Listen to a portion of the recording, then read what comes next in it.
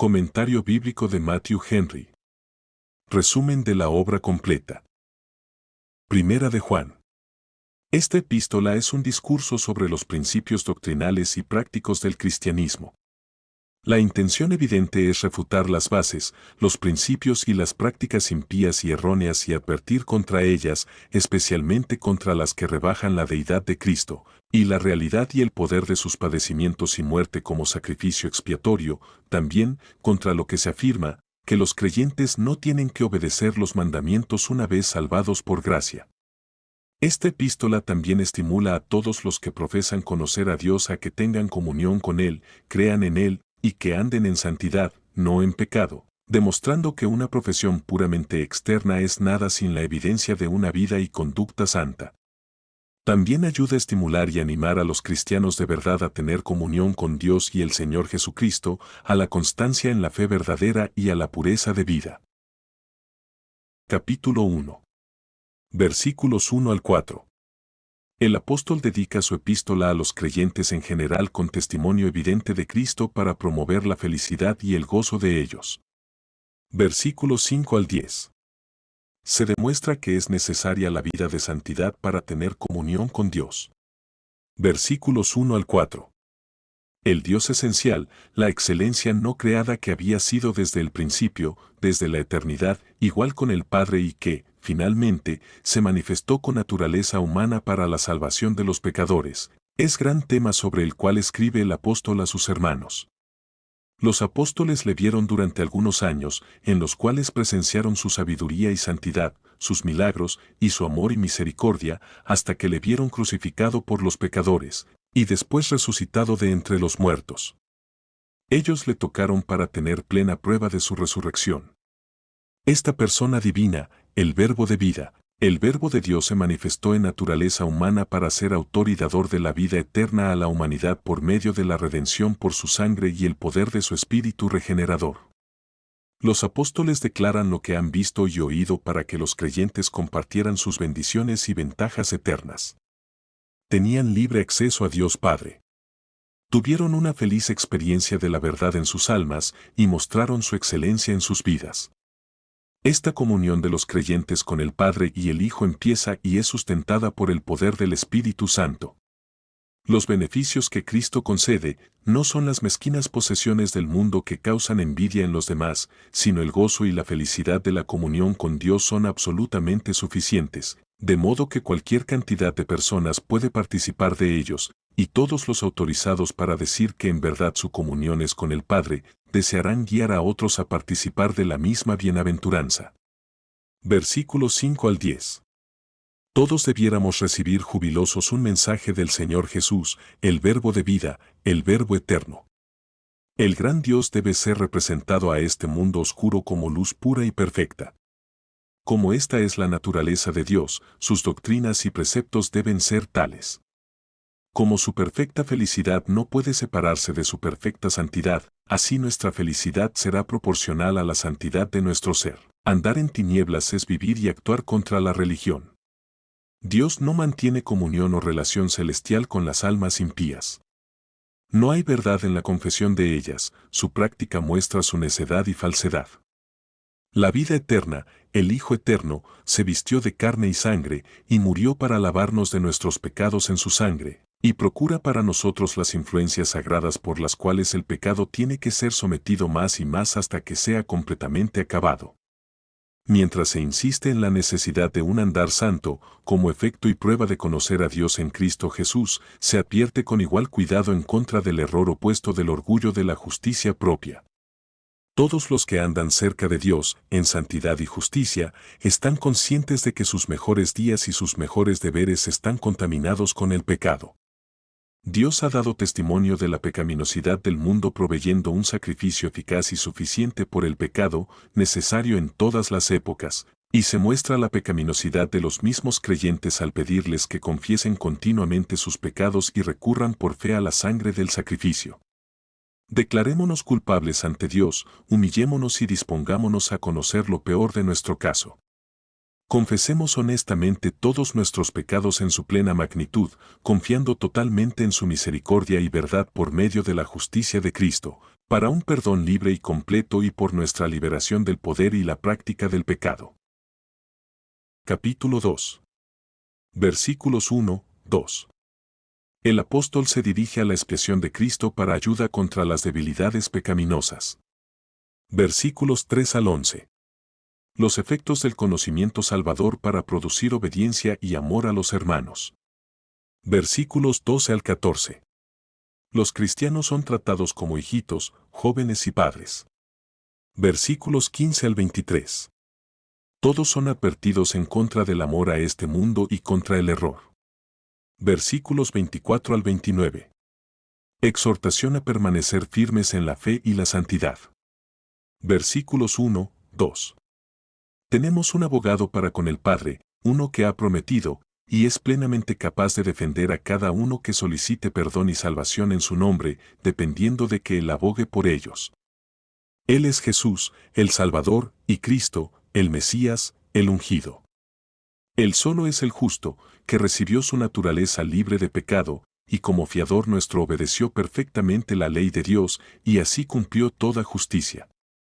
Todos los hombres de todo país, y a través de sucesivas generaciones, están invitados a ir a Dios a través de esta expiación absolutamente suficiente y por este camino nuevo y vivo. El Evangelio, cuando se comprende y recibe correctamente, pone el corazón en contra de todo pecado y contra su práctica permitida, y al mismo tiempo, da un bendito alivio a las conciencias heridas de los que han pecado. Versículos 3 al 11. ¿Qué conocimiento de Cristo puede ser aquel que no ve que Él es digno de toda nuestra obediencia? La vida de desobediencia muestra que no hay religión ni honestidad en el profesante. El amor de Dios es perfeccionado en aquel que obedece sus mandamientos.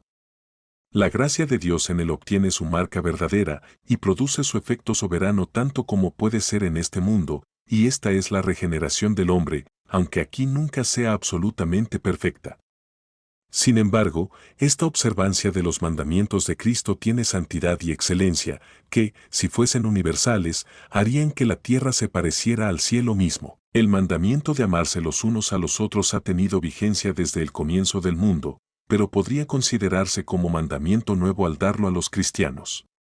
Era nuevo para ellos, como era nueva su situación respecto de sus motivos, reglas y obligaciones. Siguen en estado de tinieblas los que andan con odio y enemistad contra los creyentes. El amor cristiano nos enseña a valorar el alma de nuestro hermano y a temer todo lo que dañe su pureza y su paz. Donde haya tinieblas espirituales, estarán entenebrecidos la mente, el juicio y la conciencia, y erraremos el camino a la vida celestial. Estas cosas exigen un serio examen de sí y la oración ferviente para que Dios nos muestre qué somos y dónde vamos. Versículos 12 al 14. Como los cristianos tienen sus estados propios, tienen sus deberes peculiares, pero hay preceptos y obediencia que afectan a todos, particularmente el amor mutuo y el desprecio al mundo. El discípulo sincero más joven es perdonado, la comunión de los santos va acompañada del perdón de pecados. Los que tienen la permanencia más prolongada en la escuela de Cristo necesitan aún más consejo e instrucción. Se debe escribir a los padres y predicarles, nadie es demasiado viejo para aprender. Pero esto vale especialmente para los jóvenes en Cristo Jesús, aunque hayan alcanzado fortaleza de espíritu y sano sentido, hayan resistido exitosamente las primeras pruebas y tentaciones, hayan roto con las malas costumbres y relaciones y hayan entrado por la puerta estrecha de la conversión verdadera. Se vuelve a dirigir a los diferentes grupos de cristianos. Los niños en Cristo saben que Dios es su Padre, esa es su sabiduría. Los creyentes avanzados que conocen a aquel que fue desde el comienzo, antes que este mundo fuese hecho, muy bien pueden ser guiados por eso a renunciar a este mundo. La gloria de las personas jóvenes será la fortaleza en Cristo y en su gracia. Ellos vencen al maligno por la palabra de Dios. Versículos 15 al 17. Las cosas del mundo pueden desearse y poseerse para los usos y propósitos que Dios concibió, y hay que usarlas por su gracia y para su gloria, pero los creyentes no deben buscarlas ni valorarlas para propósitos en que el pecado abusa de ellas. El mundo aparta de Dios el corazón y mientras más prevalezca el amor al mundo, más decae el amor a Dios. Las cosas del mundo se clasifican conforme a las tres inclinaciones reinantes de la naturaleza depravada. 1. La concupiscencia de la carne, del cuerpo, los malos deseos del corazón, el apetito de darse el gusto con todas las cosas que excitan e inflaman los placeres sensuales. 2. La concupiscencia de los ojos se deleitan con las riquezas y las posesiones ricas, esta es la concupiscencia de la codicia. 3. La soberbia de la vida, el hombre vano ansía la grandeza y la pompa de una vida de vanagloria, lo cual comprende una sed de honores y aplausos. Las cosas del mundo se desvanecen rápidamente y mueren, el mismo deseo desfallecerá y cesará dentro de poco tiempo, pero el santo afecto no es como la lujuria pasajera. El amor de Dios nunca desfallecerá. Muchos vanos esfuerzos se han hecho para eludir la fuerza de este pasaje con limitaciones, distinciones o excepciones. Muchos han tratado de mostrar cuán lejos podemos ir estando orientados carnalmente y amando al mundo, pero no resulta fácil equivocarse respecto al significado evidente de estos versículos. A menos que esta victoria sobre el mundo empiece en el corazón, el hombre no tiene raíces en sí mismo y caerá o, en el mejor de los casos, será un profesante estéril. De todos modos, estas vanidades son tan seductoras para la corrupción de nuestros corazones, que, sin velar y orar sin cesar, no podemos escapar del mundo ni lograr la victoria sobre su Dios y príncipe. Versículos 18 al 23. Todo hombre que niega la persona o alguno de los oficios de Cristo es anticristo, y al negar al Hijo, niega también al Padre, y no tiene parte en su favor porque rechaza su gran salvación. Que esta profecía la aparición de seductores en el mundo cristiano nos resguarde de ser seducidos. La Iglesia no sabe bien quiénes son sus miembros verdaderos, ni quiénes no lo son, pero así se prueba a los verdaderos cristianos que se hacen más vigilantes y humildes. Los verdaderos cristianos son los ungidos, como su nombre lo expresa, son los ungidos por el Espíritu Santo con gracia, con dones y privilegios espirituales. Las mentiras más grandes y perjudiciales que difunde el padre de mentira en el mundo suelen ser falsedades y errores relativos a la persona de Cristo. Solo la unción del Santo puede guardarnos de los engaños. Mientras juzgamos favorablemente a todos los que confían en Cristo como el Salvador divino y obedecen su palabra y procuran vivir unidos con ellos, tengamos lástima y lloremos por los que niegan la deidad de Cristo o su expiación y la obra de nueva creación que hace el Espíritu Santo. Protestemos contra la doctrina anticristiana y guardémonos de ellos lo más que podamos. Versículos 24 al 29. La verdad de Cristo que permanece en nosotros es el medio de separarse del pecado y unirse al Hijo de Dios. Juan capítulo 15, versículos 3, 4. ¿Cuánto valor debemos dar a la verdad del Evangelio? Por él se asegura la promesa de la vida eterna. La promesa que hace Dios es adecuada a su propia grandeza, poder y bondad, es la vida eterna. El Espíritu de verdad no mentirá y enseña todas las cosas de la presente dispensación, todas las cosas necesarias para nuestro conocimiento de Dios en Cristo y su gloria en el Evangelio. El apóstol repite la amable palabra, hijitos, que denota su afecto. Él persuade por amor. Los privilegios del Evangelio obligan a los deberes del Evangelio y los ungidos por el Señor Jesús permanecen con él. La nueva naturaleza espiritual es del Señor Cristo. El que es constante en la práctica de la religión en las épocas de prueba, demuestra que es nacido de lo alto, del Señor Cristo. Entonces, cuidémonos de sostener con injusticia la verdad, recordando que solo son nacidos de Dios los que llevan su santa imagen y andan en sus caminos más justos. Capítulo 3. Versículos 1, 2. El apóstol admira el amor de Dios al hacer sus hijos a los creyentes. Versículos 3 al 10. La influencia purificadora de la esperanza de ver a Cristo y el peligro de pretender esto viviendo en pecado. Versículos 11 al 15. El amor a los hermanos es el carácter del verdadero cristiano. Versículos 16 al 21. Ese amor es descrito por sus actos. Versículos 22 al 24. La ventaja de la fe, el amor y la obediencia. Versículos 1, 2. Poco conoce el mundo la dicha de los verdaderos seguidores de Cristo.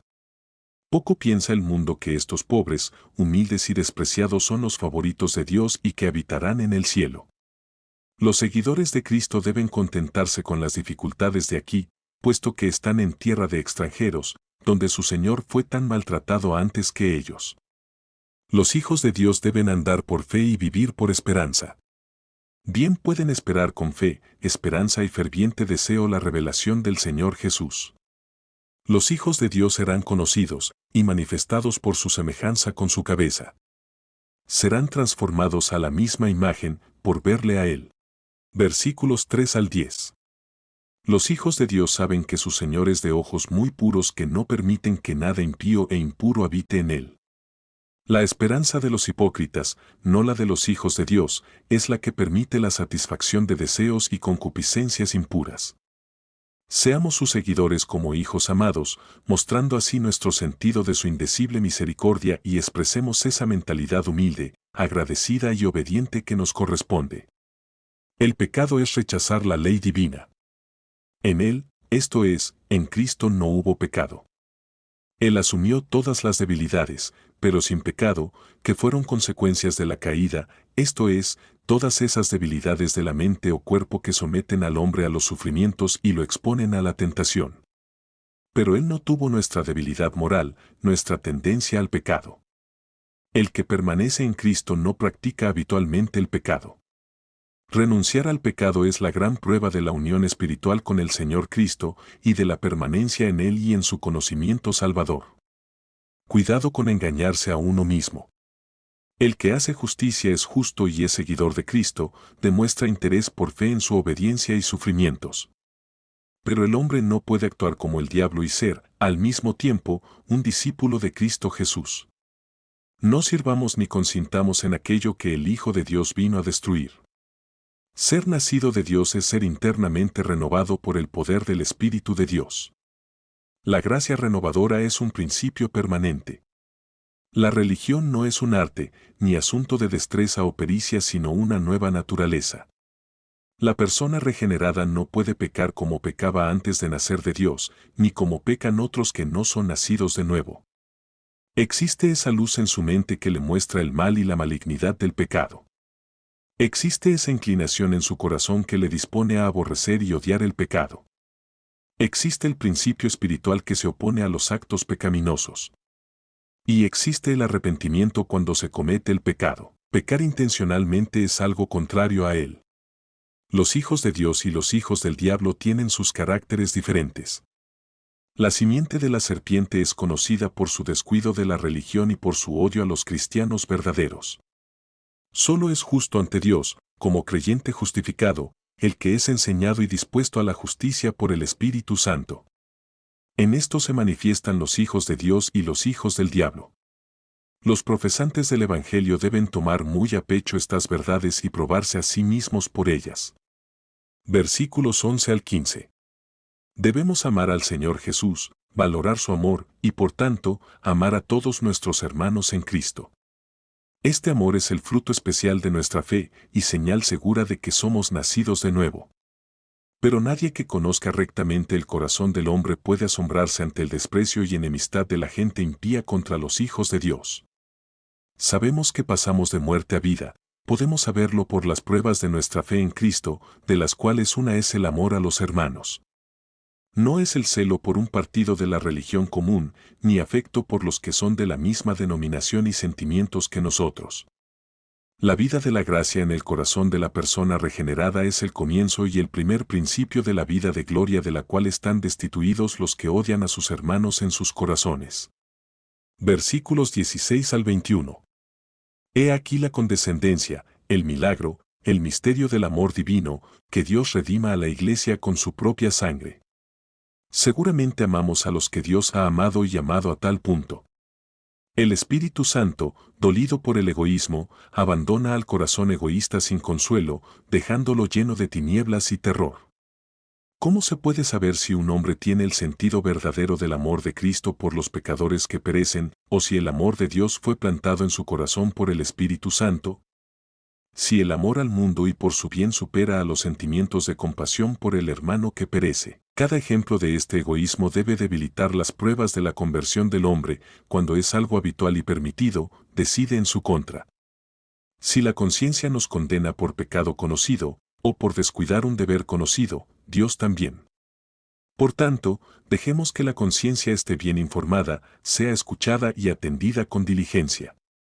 Versículos 22 al 24.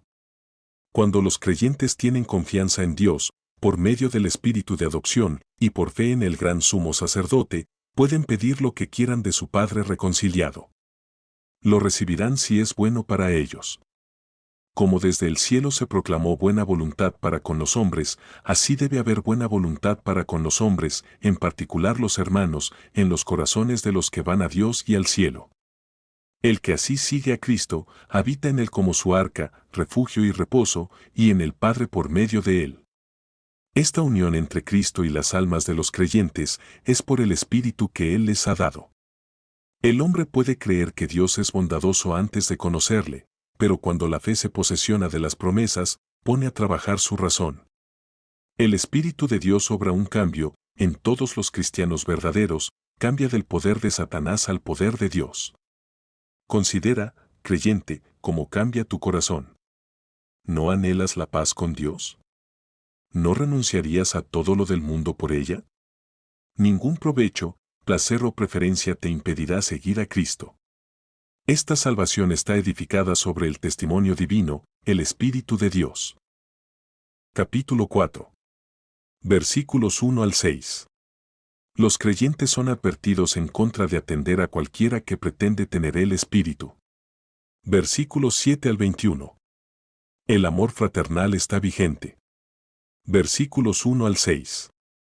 Los cristianos que están bien familiarizados con las Escrituras pueden discernir, en humilde dependencia de la enseñanza divina, a los que establecen doctrinas conforme a los apóstoles y aquellos que les contradicen. La suma de la religión revelada está en la doctrina referida a Cristo, su persona y oficio. Los falsos maestros hablan al mundo conforme a sus máximas y gustos, como para no ofender a los hombres carnales. El mundo los aprueba, progresan rápido y tienen muchos seguidores como ellos, el mundo amará a los suyos y los suyos le amarán. La doctrina verdadera de la persona del Salvador, que saca a los hombres desde el mundo a Dios, es marca del espíritu de verdad que se opone al espíritu de error. Mientras más pura y santa sea una doctrina, más probable que sea de Dios, tampoco podemos probar los espíritus por ninguna otra regla, para saber si son o no de Dios. Y qué maravilla es que la gente de espíritu mundano se aferre a esos que son como ellos y que adecuan sus estratagemas y discursos a su gusto corrupto. Versículos 7 al 13. El Espíritu de Dios es el Espíritu de amor. El que no ama la imagen de Dios en su pueblo, no tiene conocimiento salvador de Dios.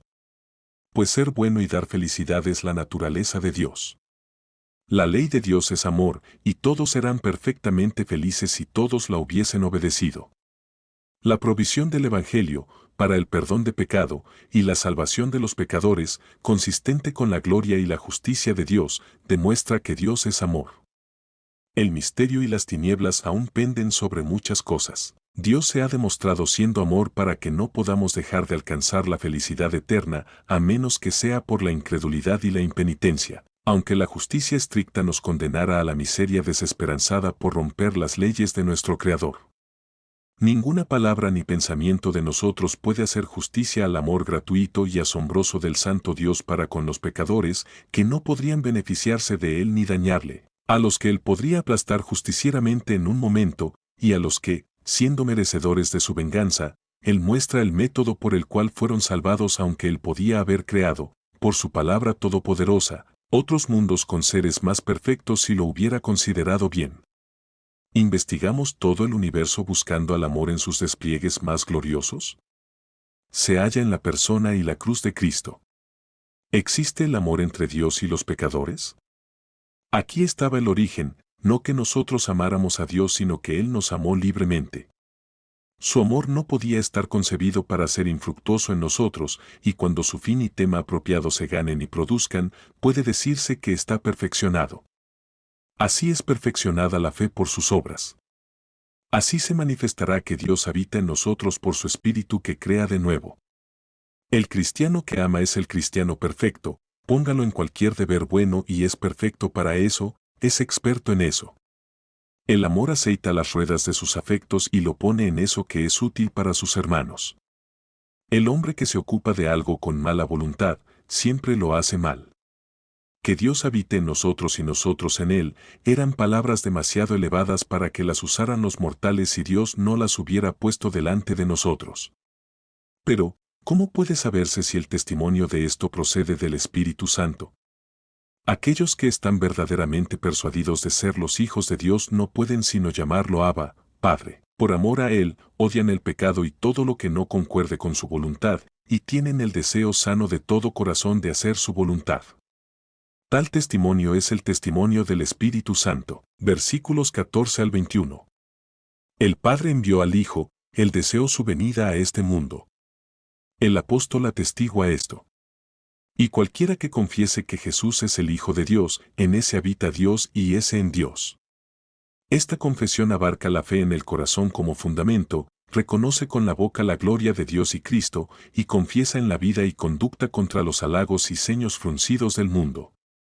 Debe haber un día de juicio universal. Dichosos aquellos que tendrán osadía santa ante el juez en aquel día sabiendo que Él es su amigo y abogado. Dichosos aquellos que tendrán osadía santa en la perspectiva de aquel día, que miran y esperan por eso y por la manifestación del juez. El verdadero amor a Dios asegura a los creyentes del amor de Dios por ellos. El amor nos enseña a sufrir por Él y con Él, por tanto, podemos confiar que también seremos glorificados con Él. Segunda de Timoteo capítulo 2, verso 12. Debemos distinguir entre el temor de Dios y tenerle miedo. El temor de Dios comprende alta consideración y veneración por Dios. La obediencia y las buenas obras hechas a partir del principio del amor no son como el esfuerzo servil de uno que trabaja sin voluntad por miedo a la ira del amo. Son como las de un hijo obediente que sirve a un padre amado que beneficia a sus hermanos y las hace voluntariamente. Señal de que nuestro amor dista mucho de ser perfectos y son muchas nuestras dudas, temores y aprensiones de Dios. Que el cielo y la tierra se asombren por su amor. Él envió su palabra a invitar a los pecadores a participar de esta gran salvación. Que ellos tengan el consuelo del cambio feliz obrado en ellos mientras le dan a Él la gloria. El amor de Dios en Cristo, en los corazones de los cristianos por el espíritu de adopción, es la prueba grande de la conversión. Esta debe ser probada por sus efectos en sus temperamentos y en sus conductas para con sus hermanos. Si un hombre dice amar a Dios y, sin embargo, se permite ira o venganza, o muestra una disposición egoísta, desmiente a su confesión. Pero si es evidente que nuestra enemistad natural está cambiada en afecto y gratitud, bendigamos el nombre de nuestro Dios por este sello y primicia de dicha eterna. Entonces nos diferenciamos de los profesos falsos que pretenden amar a Dios a quien no han visto pero odian a sus hermanos a los que han visto. Capítulo 5. Versículos 1 al 5. El amor fraternal es el efecto del nuevo nacimiento, que hace grato obedecer todos los mandamientos de Dios.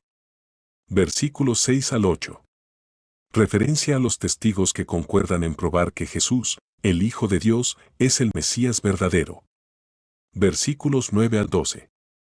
La satisfacción que tiene el creyente por Cristo y la vida eterna por medio de Él. Versículos 13 al 17. La seguridad de que Dios oye y contesta las oraciones. Versículos 18 al 21. La feliz condición de los creyentes verdaderos y el mandato de renunciar a la idolatría. Versículos 1 al 5. El verdadero amor por el pueblo de Dios se puede distinguir de la amabilidad natural o los afectos partidistas por estar unido con el amor de Dios y la obediencia a sus mandamientos. El mismo Espíritu Santo que enseñó el amor, tendrá que enseñar también la obediencia. El hombre que peca por costumbre o descuida el deber que conoce, no puede amar de verdad a los hijos de Dios. Como los mandamientos de Dios son reglas santas, justas y buenas de libertad y felicidad, así los que son nacidos de Dios y le aman, no los consideran gravosos, y lamentan no poder servirle en forma más perfecta. Se requiere abnegación, pero los cristianos verdaderos tienen un principio que los hace superar todos los obstáculos. Aunque el conflicto suele ser agudo y el regenerado se ve derribado, de todos modos se levantará y renovará con denuedo su batalla. Pero todos, salvo los creyentes en Cristo, son esclavos en uno u otro aspecto de las costumbres, opiniones o intereses del mundo. La fe es la causa de la victoria, el medio, el instrumento, la armadura espiritual por la cual vencemos. En fe y por fe nos aferramos de Cristo, despreciamos el mundo y nos oponemos a él. La fe santifica el corazón y lo purifica de las concupiscencias sensuales por las cuales el mundo obtiene ventaja y dominio de las almas. Tiene el Espíritu de gracia que le habita, el cual es mayor que el que está en el mundo. El cristiano verdadero vence al mundo por fe, ve en la vida y conducta del Señor Jesús en la tierra y medio de ella, que debe renunciar y vencer a este mundo. No puede estar satisfecho con este mundo y mira más allá de él y continúa inclinado, esforzándose y extendiéndose hacia el cielo. Todos debemos, por el ejemplo de Cristo, vencer al mundo o nos vencerá para nuestra ruina. Versículos 6 al 8. Estamos corrompidos por dentro y por fuera, por dentro, por el poder y la contaminación del pecado en nuestra naturaleza, porque nuestra limpieza interior está en Cristo Jesús y por medio de Él, el lavado de la regeneración y la renovación por el Espíritu Santo. Algunos piensan que aquí se representan los dos sacramentos, el bautismo con agua, como señal externa de regeneración y purificación por el Espíritu Santo de la contaminación del pecado, y la cena del Señor, como señal externa del derramamiento de la sangre de Cristo y de recibirle por fe para perdón y justificación. Estas dos maneras de limpiarse estaban representadas en los antiguos sacrificios y lavados ceremoniales. El agua y la sangre incluyen todo lo que es necesario para nuestra salvación. Nuestras almas son lavadas y purificadas, por el agua, para el cielo y la habitación de los santos en luz. Somos justificados, reconciliados y presentados como justos, por la sangre, a Dios. El espíritu purificador para el lavado interior de nuestra naturaleza se obtiene por la sangre, habiendo sido satisfecha la maldición de la ley. El agua y la sangre fluyeron del costado del Redentor sacrificado. Él amaba a la iglesia y se dio por ella para santificarla y limpiarla con el lavamiento del agua por la palabra, para presentársela para sí una iglesia gloriosa, Efesios capítulo 5, versículos 25 al 27. Esto fue hecho en Espíritu de Dios y por Él, conforme a la declaración del Salvador. Él es el Espíritu de Dios y no puede mentir. 3 dieron testimonio de las doctrinas de la persona de Cristo y su salvación. El Padre, repetidamente, por una voz desde el cielo declaró que Jesús era su Hijo amado. La palabra declara que Él y el Padre eran uno, y que quien lo ha visto a Él, ha visto al Padre. También el Espíritu Santo descendió del cielo y se posó en Cristo en su bautismo. Él había dado testimonio de Cristo por medio de todos los profetas, y dio testimonio de su resurrección y oficio de mediador por el don de poderes milagrosos a los apóstoles. Pero se cite o no este pasaje, la doctrina de la Trinidad en unidad sigue igualmente firme y cierta. Hubo 3 testimonios para la doctrina enseñada por los apóstoles respecto de la persona y salvación de Cristo. 1. El Espíritu Santo. Venimos al mundo con una disposición carnal corrupta que es enemistad contra Dios. Que esto sea eliminado por la regeneración y la nueva creación de almas por el Espíritu Santo es testimonio del Salvador. 2. El agua establece la pureza y el poder purificador del Salvador. La pureza y la santidad actual y activa de sus discípulos están representadas por el bautismo. 3. La sangre que Él derramó, este fue nuestro rescate, esto testifica de Jesucristo, selló y terminó los sacrificios del Antiguo Testamento. Los beneficios procurados por su sangre, prueban que Él es el Salvador del mundo. No es de extrañarse que quien rechace esta evidencia sea juzgado por blasfemar del Espíritu de Dios. Los 3 testigos son para uno e idéntico propósito, concuerdan en una y la misma cosa. Versículos 9 al 12. Nada puede ser más absurdo que la conducta de los que dudan de la verdad del cristianismo, mientras en los asuntos corrientes de la vida no vacilan en proceder basados en el testimonio humano, y considerarían desquiciado a quien declinara hacerlo así. El cristiano verdadero ha visto su culpa y miseria, y su necesidad de un Salvador así. Ha visto lo adecuado de tal Salvador para todas sus necesidades y circunstancias espirituales. Ha encontrado y sentido el poder de la palabra y la doctrina de Cristo, humillando, sanando, vivificando y consolando su alma. Tiene una nueva disposición y nuevos deleites, y no es el hombre que fue anteriormente. Pero aún haya un conflicto consigo mismo, con el pecado, con la carne, el mundo y las potestades malignas. Pero haya tal fuerza de la fe en Cristo, que puede vencer al mundo y seguir viaje hacia uno mejor. Tal seguridad tiene el creyente del Evangelio, tiene un testigo en sí mismo que acaba con toda duda del tema, salvo en las horas de tinieblas o conflicto, pero no pueden sacarlo de su fe en las verdades principales del Evangelio. Aquí está lo que hace tan espantoso el pecado del incrédulo, el pecado de la incredulidad. Él trata de mentiroso a Dios, porque no cree el testimonio que Dios dio de su Hijo. En vano es que un hombre alegue que cree el testimonio de Dios en otras cosas, mientras lo rechaza en esto. El que rehúsa confiar y honrar a Cristo como Hijo de Dios, el que desdeña someterse a su enseñanza como profeta, a confiar en su expiación e intercesión como gran sumo sacerdote u obedecerle como rey, está muerto en pecado, bajo condenación, una moral externa, conocimiento, formas, nociones o confianzas de nada le servirán. Versículos 13 al 17. Basados en todas estas pruebas solo es justo que creamos en el nombre del Hijo de Dios. Los creyentes tienen vida eterna en el pacto del Evangelio. Entonces, recibamos agradecidos el registro de la Escritura. Siempre abundando en la obra del Señor, sabiendo que nuestro trabajo en el Señor no es en vano. El Señor Cristo nos invita a ir a Él en todas las circunstancias, con nuestras súplicas y peticiones, a pesar del pecado que nos asedia. Nuestras oraciones deben ser ofrecidas siempre sometidas a la voluntad de Dios. En algunas cosas son contestadas rápidamente, en otras son otorgadas de la mejor manera, aunque no como se pidió. Debemos orar por el prójimo y por nosotros mismos. Hay pecados que batallan contra la vida espiritual en el alma y contra la vida de lo alto. No podemos orar que sean perdonados los pecados de los impenitentes e incrédulos mientras sigan así, ni que les sea otorgada misericordia, la cual supone el perdón de pecado, mientras sigan voluntariamente así, pero podemos orar por su arrepentimiento, por el enriquecimiento de ellos con la fe en Cristo, y sobre la base de ella, por todas las demás misericordias salvadoras. Debemos orar por el prójimo y por nosotros rogando al Señor que perdone y recupere al caído y alivie al tentado y afligido. Seamos agradecidos de verdad porque no hay pecado para muerte del cual uno se arrepienta verdaderamente. Versículos 18 al 21. Toda la humanidad está dividida en dos partes o esferas, el que pertenece a Dios y el que pertenece al maligno.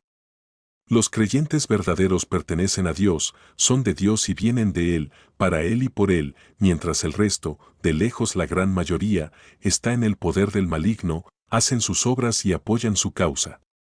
Esta declaración general comprende a todos los incrédulos, cualquiera sea su profesión, situación o posición o cualquiera sea el nombre por el que se llamen. El Hijo guía a los creyentes al Padre y ellos están en el amor y el favor de ambos, en unión con ambos, por la morada y obra del Espíritu Santo. Dichosos aquellos a los que es dado saber que el Hijo de Dios ha venido, y tienen un corazón que confía y descansa en el que es verdadero. Que este sea nuestro privilegio, que seamos guardados de todos los ídolos y las falsas doctrinas, y del amor idólatra a los objetos mundanos, y que seamos mantenidos por el poder de Dios, por medio de la fe, para salvación eterna. A este verdadero Dios vivo sea la gloria y el dominio por siempre jamás. Amén. Comentario bíblico de Matthew Henry. Resumen de la obra completa. Primera de Juan.